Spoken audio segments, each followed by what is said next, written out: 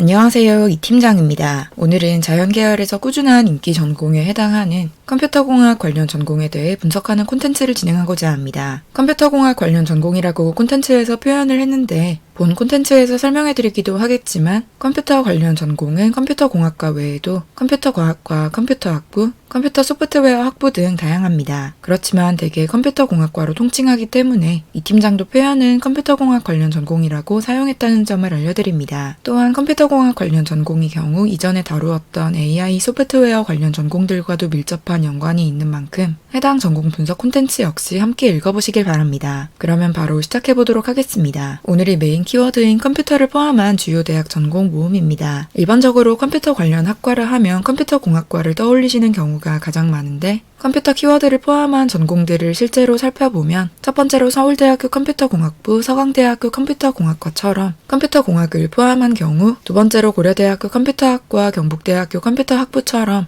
컴퓨터학을 포함한 경우 세 번째로 연세대학교 컴퓨터과학과, 서울시립대학교 컴퓨터과학부처럼 컴퓨터과학을 포함한 경우로 나뉩니다. 두 번째인 컴퓨터학을 포함한 경우에 전공의 영문명을 보면 컴퓨터과학과 컴퓨터공학을 모두 포괄한다는 의미에서 컴퓨터학이라는 표현을 쓴 경우가 많아서 사실상 크게는 컴퓨터과학과 컴퓨터공학으로 학과명이 나뉜다고 할 수 있습니다. 컴퓨터과학과 컴퓨터공학의 차이, 그리고 전산학부 등에서 시작하여 지금의 컴퓨터공학 관련 전공까지 이어져 온 컴퓨터 관련 전공들의 역사에 대해서는 석 소장님께서 2023학년도 컴퓨터공학 관련 전공 분석 콘텐츠를 통해 자세히 설명해 주셨으니 이를 한번 읽어보시기 바랍니다. 그래도 간단히만 짚고 넘어가자면 컴퓨터과학은 컴퓨터의 계산 및 연산, 즉 여러분이 주로 생각하는 프로그래밍 등의 소프트웨어 분야라고 보시면 되고 컴퓨터공학은 소프트웨어 부분과 함께 컴퓨터 하드웨어 쪽도 다룹니다. 회로 관련 과목도 있어서 전자공학 전공과도 겹치는 부분이 있는 만큼 서울시립대학교에서는 전자전기 컴퓨터공학부를 전공명으로 활용하고 있습니다. 다만 실질적으로 우리나라 학부 교육과정 상으로는 전공명에 컴퓨터과학이 들어있든 컴퓨터공학이 들어있든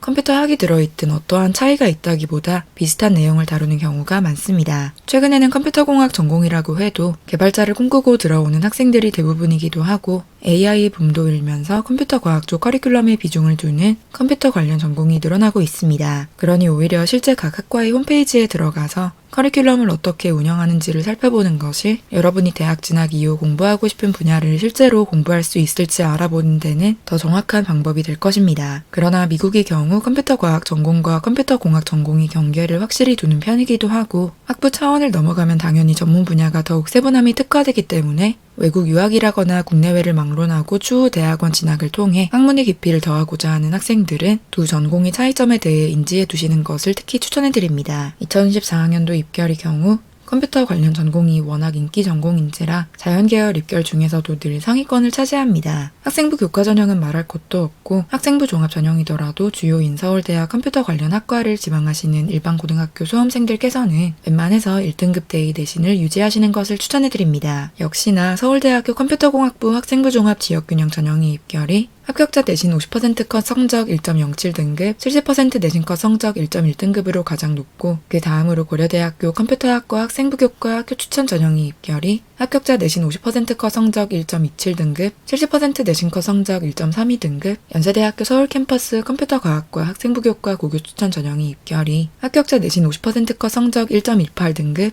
70% 내신컷 성적 1.31등급으로 높습니다. 앞서 컴퓨터 관련 전공이 입결에 대해 이야기를 했는데 첫 번째로 여러분이 교과 성적 중에서도 특히 수학 성적이 중요합니다. 우선 직관적으로 컴퓨터 과학이라는 분야 자체가 전산학과, 응용수학과 등에서 시작했듯 컴퓨팅 연산을 다루는 것이기 때문에 수학적 역량이 중요할 수밖에 없습니다. 컴퓨터에게 원하는 연산을 어떻게 처리하도록 할지, 어떻게 연산 처리의 효율을 높일 수 있을지를 수학적 이론에 기반하여 연구한다는 측면에서 수학이 많이 활용되니 말입니다. 학생부 종합전형의 경우 서류평가에서 수학 성적을 중점적으로 평가할 것이며 피치 못할 사정으로 수학 성적이 좋지 않을 경우에는 비교과를 통해서 여러분이 수학 역량을 가지고 있는 학생이며 컴퓨터 전공을 수학함에 있어서 역량이 부족하지 않다는 것을 또는 발전 가능성이 있는 학생이라는 것을 최대한 보여주어야 하겠습니다. 어느 전공이나 그렇겠지만 여러분이 성적에 비해 비교과의 수준이 너무 높을 시에 신뢰성이 떨어질 수 있고 면접에서 해당 탐구에 대한 집중 공격도 받을 수 있기 때문에 여러분이 커버 가능한 범위에서 탐구를 진행하시는 것이 좋겠습니다. 면접에서 수학 성적에 대해서 확실히 해명하고 여러분이 수준 높은 탐구에 대한 확실한 이해까지 보여주신다면 플러스 점수를 얻을 수는 있겠습니다만 애초에 수학 성적이 너무 좋지 않을 경우나 서류형 학생부 종합전형에 지원할 경우 면접으로 무언가를 뒤집어 볼 겨를도 없이 뜨거운 불합격을 마주할 수도 있다는 점에도 유의하시기 바랍니다. 그리고 두 번째는 문제 해결 능력이 중요합니다. 컴퓨터 관련 전공에 지원하겠다는 학생이라면 많든 적든 프로그래밍 경험이 있으실 텐데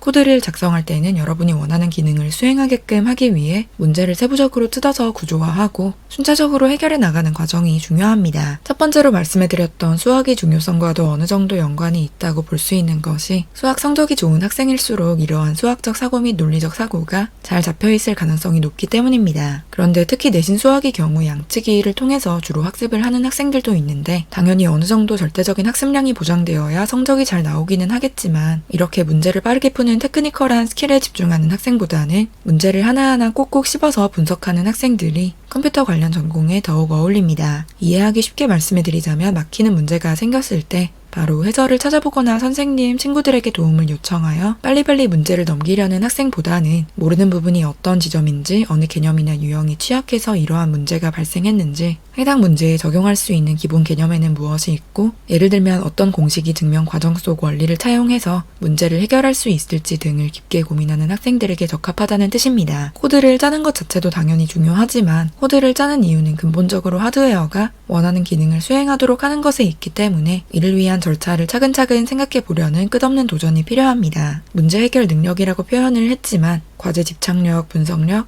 수학적 사고력 모두를 포괄하는 것이라고 생각하시면 되겠습니다. 세 번째는 끊임없이 공부하고자 하는 적극적인 자세입니다. 요즘에는 평생 직장이라는 개념도 없고 세상이 워낙 빨리 바뀌기 때문에 어떤 직업이나 진로를 선택하든 계속 발전을 위한 노력이 필요한 것은 맞습니다. 그렇지만 IT, 소프트웨어 분야는 타 분야와 비교했을 때 신기술도 계속해서 등장하고 있고 이에 따라 새로 공부해야 할 내용들도 상당히 많습니다. 애초에 컴퓨터가 개발된 지 그렇게 오랜 시간이 지나지도 않았고 최근에는 생성형 AI 기술도 비약적으로 발전하는 만큼 기술 트렌드에 뒤처지면 경쟁력을 바로 잃어버리겠죠. 다른 한편으로 컴퓨터공학 관련 전공 졸업 이후에 진출할 수 있는 분야는 상당히 다양합니다. 효율적인 컴퓨팅 방법, 컴퓨터 보안을 연구할 수도 있고 데이터 과학, 비주얼 컴퓨팅 쪽으로 나아갈 수도 있는데 연구 분야 자체도 상당히 다양하기 때문에 학부 과정에서 그저 졸업만을 목표로 학점 이수에 허덕이기보다는 여러 분야에 대해 능동적으로 탐색하도록 노력하는 것이 중요합니다. 단적으로 컴퓨터공학과 진학 시 인터넷 웹페이지나 모바일 어플리케이션 하나를 만들 수 있는지 물어보시는 경우도 많은데 학과마다 세부적으로 차이는 있겠지만 이러한 실무 경험은 학회, 동아리, 공모전 등을 통해 여러분이 개인적으로 직접 쌓아가셔야 이러한 역량을 함양할 수 있습니다. 마지막으로 네 번째는 여러 학생들이 간과하는 소통 및 협업 능력입니다. 컴퓨터 공학과라 하면 사무실이든 개인 공간이든 혼자 실내에서 프로그래밍을 열심히 파고든다는 이미지 때문인지 혼자 연구하기를 좋아하는 학자 스타일의 학생들이 잘 어울린다고 생각하시는 경우가 많습니다. 그렇지만 실제 여러분이 개발자로 일을 할 때 팀 단위로 업무가 주어지는 경우가 많고 하나의 프로젝트를 수행하는 데 있어 구성원들과의 소통이 중요한 것은 더 말할 것도 없기 때문에 협력적 태도가 필수적입니다. 서로 다른 의견을 어떻게 현명하게 조율할 수 있을지, 그리고 여러분의 의견이 다른 의견보다 낫다고 생각이 들면 타인을 어떻게 효과적으로 설득할 수 있을지, 반대로 여러분의 의견보다 타인의 의견이 적합하다고 판단했을 때 자존심을 부리기보다 이를 인정할 수 있는지 등 소통 협력과 관련한 사항은 여러 가지가 있을 수 있겠습니다. 보다 직접적으로 이야기를 하면 팀플을 싫어할 수는 있으나 팀플을 정말 꺼리고 혼자 업무를 수행하는 것을 압도적으로 선호하는 학생들은 학부 때까지는 몰라도 향후 실제로 일을 할 때 있어서 애로사항을 많이 겪을 수 있습니다. 그러면 오늘의 콘텐츠가 컴퓨터공학 관련 전공을 지망하시는 여러분께 많은 도움이 되시기를 바라며 이만 마무리하도록 하겠습니다. 감사합니다.